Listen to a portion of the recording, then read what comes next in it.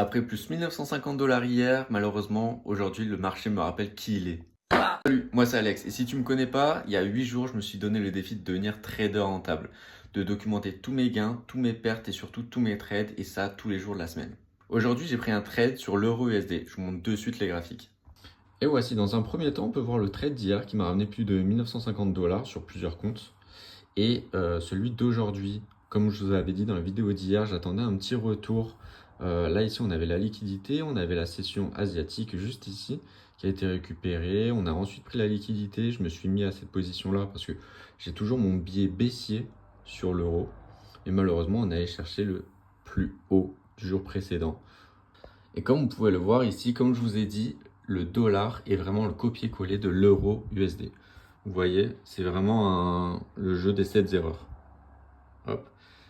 Et lui aussi, en fait, est revenu ici. Il est allé chercher son plus bas. Alors, vous allez me dire, mais Alex, pourquoi c'est en haut alors que c'est son plus bas? Parce que j'ai inversé les échelles, afin que vous puissiez voir que c'est vraiment un copier-coller.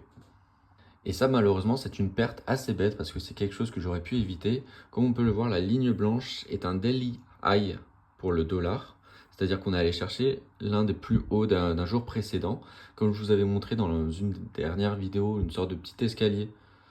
Ben là, on est allé chercher la dernière marche. Et ici, on a fait une accumulation.